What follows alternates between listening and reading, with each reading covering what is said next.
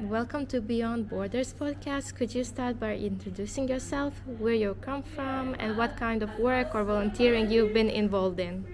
Hi everyone, wherever you're watching me from. My name is Seun Grace Atiroko. It's your girl. That's my slogan. So I am from Ireland, Dublin. I live in County Louth, Dundalk. And I am an Irish, Nigerian, African, Yoruba woman. I'm also a migrant, and that is a little bit about me, my background, and my work. I wear many hats, but I like to introduce myself this way. I'm a community development officer. Some people align with me as a community strategist, whichever way. I'm also a business strategist by profession. I'm a politician. I'm a mom. I have few children that I love so dearly, and I have also other children that I work with as well. And I'm also the founder of Future Star Parent Group. We support families with children with disability. It started at Migrant Family, however, is an intercultural space. Anybody's welcome there. And I'm also the founder of Women Intercultural Network. We support women all over Ireland. It's an intercultural space. Anybody's welcome in Women Intercultural Network. It's open to everybody. We do lots of training and empowerment project there. So that's a little bit about me and Seun Grace Atiroko, your girl. How did you find about the Facilitation Guide project, and what motivated you to join? Oh, thank you very much. So I previously did a project with the organizers, and I found about that project through a project I was on as well, with a women group that I went to for a training, and that's how they sent it that if you're interested, that I should apply. And I thought of it, let me just give it a try and see, out of curiosity, what is this? It's something on leadership, empowerment, but the first training was on human rights. I'm very big on human rights. I'm very big on ensuring everybody have their voices and in different spaces. I'm very big on liberation, equity, diversity, embracing the beauty of diversity in space. So I got intrigued and I did the course. And from that course, we were told there is an opportunity to do this facilitation training course. And when I did the human rights training, I was really surprised that there was no laptops used, no computers, no screen.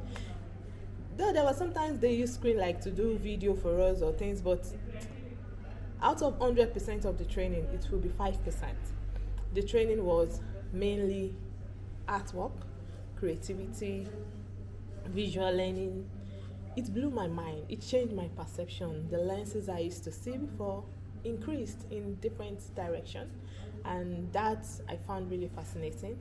I found really interesting that what I learned from the training, I took it back and I implemented it in my work as a community development officer.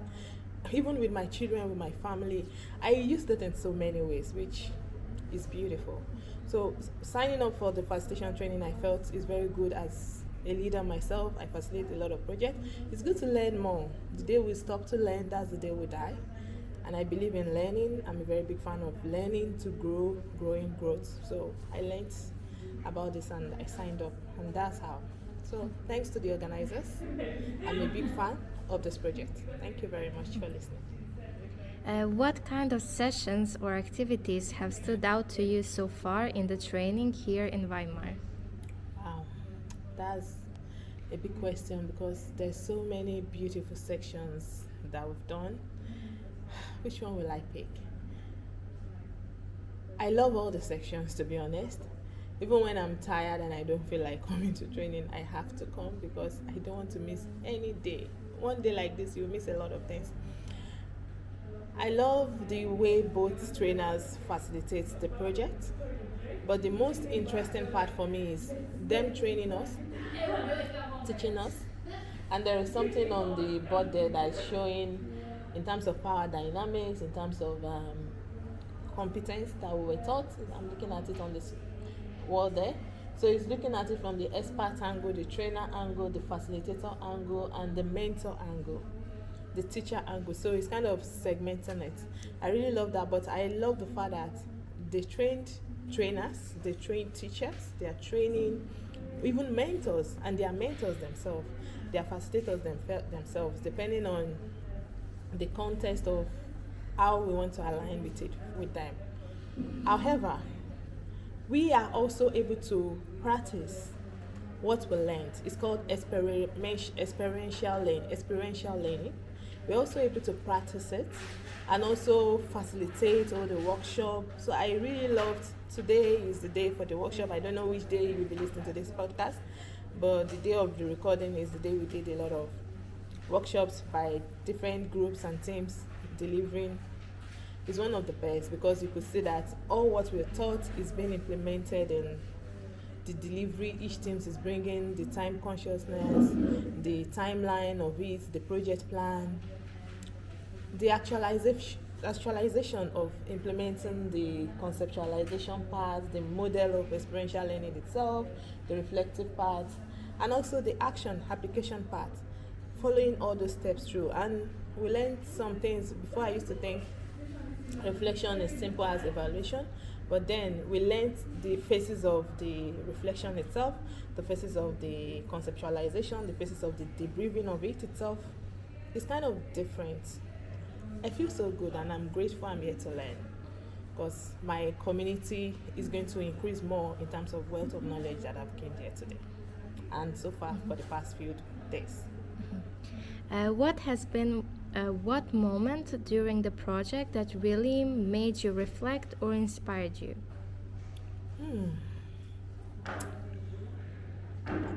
Throughout the project, I've been really energetic, but I really love the poem part.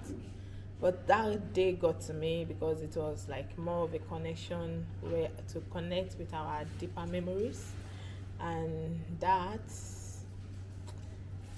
it affected my mood in the day. It affected me, but in terms of the competency we learned, it's all about knowledge, skills, attitude. I was grateful that I had a positive attitude even after my positive experience, but having a low mood after the section that day, I was still able to navigate things. I didn't give up. I kept on, and as the training went on, everything came back to normal. Though that was a very good section because the facilitator did it so well that we all connected, and this is a safe space whereby we could share. It was really beautiful. And just to use this opportunity to create awareness, if you know anybody that has children with disability or families with children with disability does not define ability. Actually, people with disability can be whatever they want to be. They are great, they're beautiful, they're intelligent, they're strong, they're energetic, they are smarter, they see the world beyond borders of what we can see or imagine. So respect them, work with their strengths, and help them to become independent in their own space. Because trust me, disability does not define who somebody is or whoever people are, but I know there is a cultural barriers, there is the isolation, there is a lot of things that happened in terms of maybe from different countries, different cultures. However, from African sector, people having children with disability, from working with people from African sector or migrant sector, I know some people are not bold enough to say it. Why some people don't mind, they use their voices to raise awareness for it. It's not a taboo, it's not a crime. You didn't commit any crime. The children are blessings and they are intelligent, or any individual that have disability. Just love them and be kind. Trust me, kindness pays. And I hope you keep spreading the positive word wherever you are, whoever you are listening to. How do you think the materials and methods you're learning here could be used when working with young people? That's interesting. I think that question has been asked a lot during the training, even by the different workshops and facilitator. It's going to be used during the training. The materials I've learned, we're going to be using part of it in our implementations of our project tomorrow. We'll be doing our project tomorrow.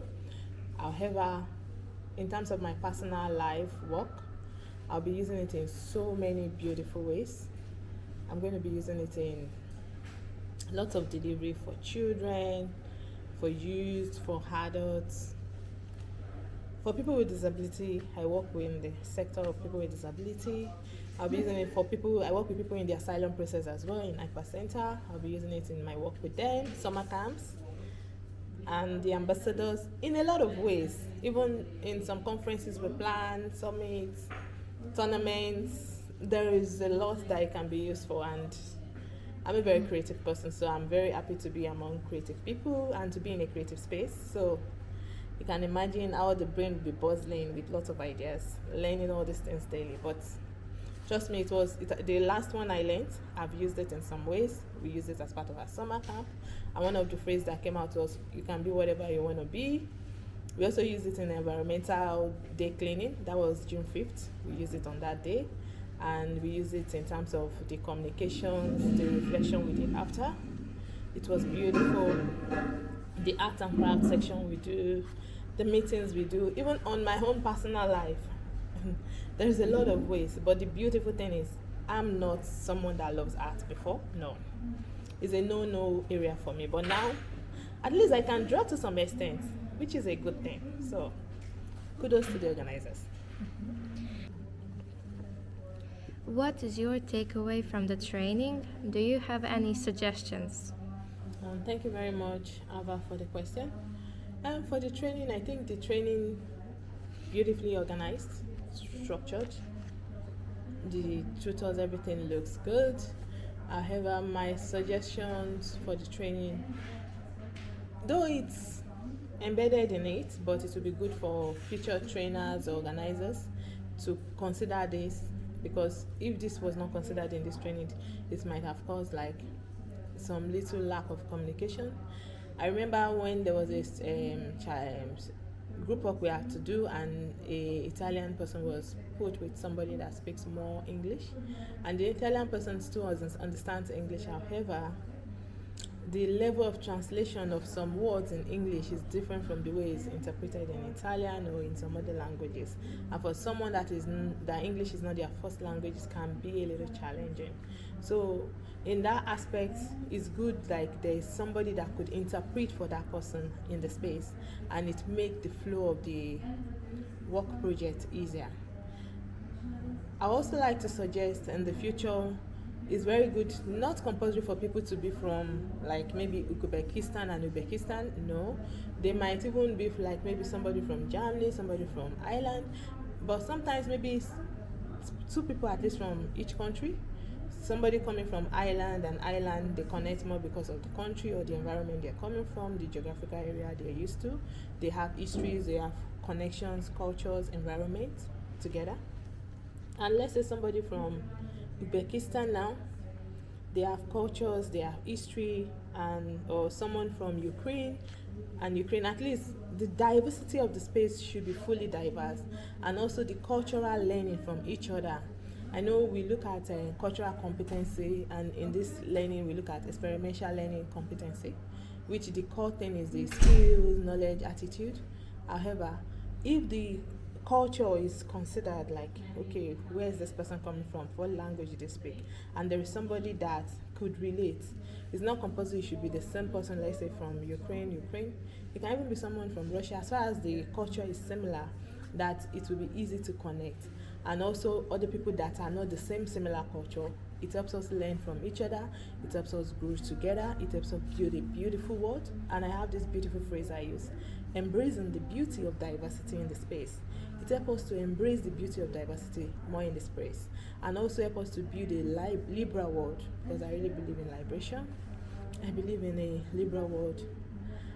It helps us to build that. We are removing the barriers, the fences, and help us to come together. And I believe we experience that in this training, which is really, really good. And in this training, it doesn't matter whether you're from Nigeria, you're from Afghanistan, you're from Russia, you're from Ukraine, you're from Germany, you're from Canada, or whatever you're from. I think it's only many people from European. Wherever you're from, even if you are living in Europe and you're from Australia and you qualify to be part of the training, it doesn't matter. Whether you are Irish or not, it doesn't matter.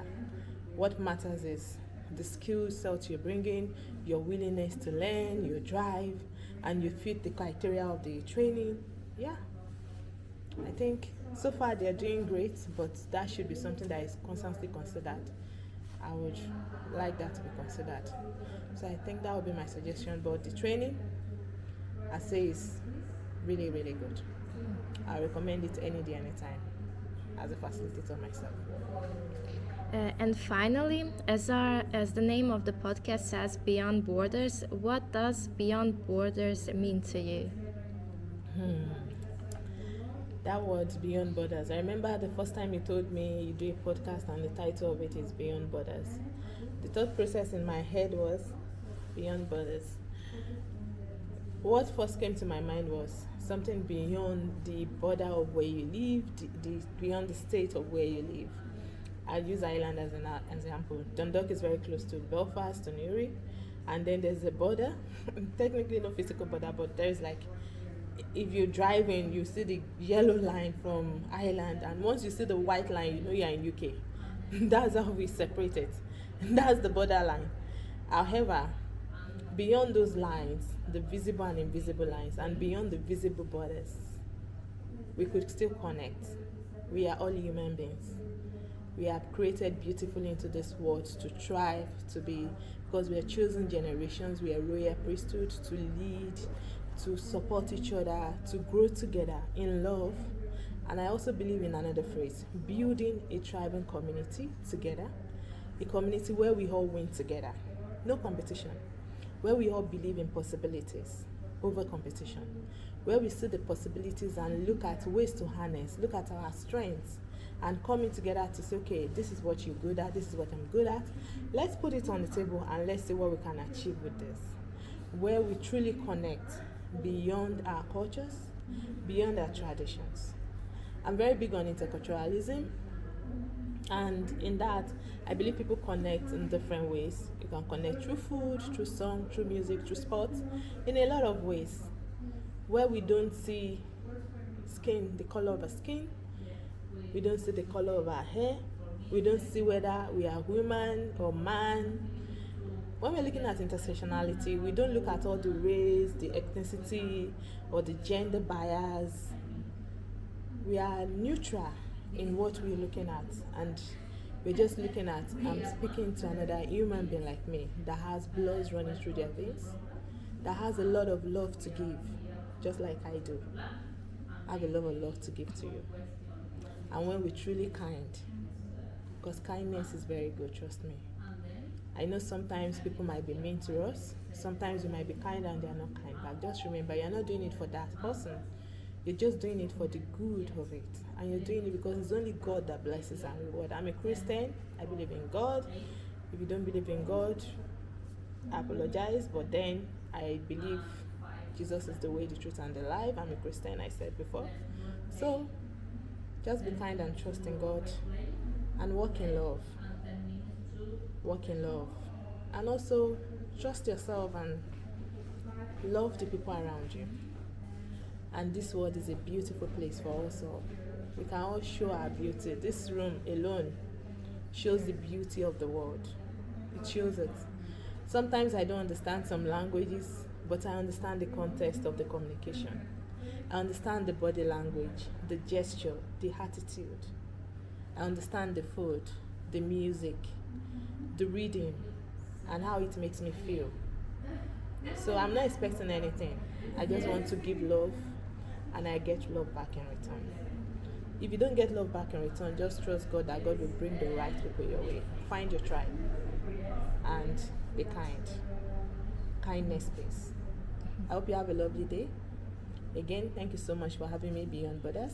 And my name is Seun Grace Atiroko. You can check me out on LinkedIn, on Facebook, on TikTok, on Instagram. I'm more active on Facebook and LinkedIn, sometimes on Instagram.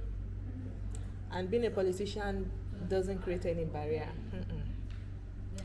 I'm a community development officer first before politics come in place. And my journey is in the hands of God. He sees tomorrow, He knows tomorrow. However, I'll try my best to keep working and doing my best and being kind to people. Every other thing will follow. And remember, you're a chosen generation, a royal priesthood, a holy nation. And love people with disability. Trust me, they are beautiful people. Have a lovely day. Bye.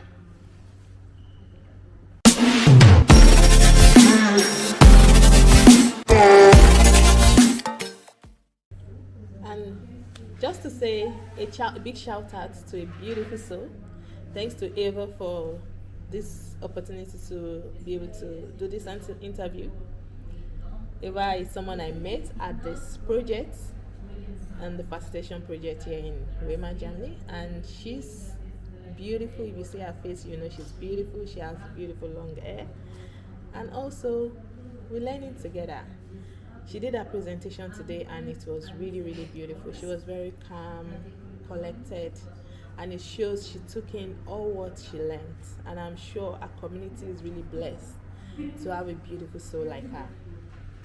And I can't wait to see what she'll create in the nearest future. And thanks to Beyond Borders for having Eva interview me. Bye.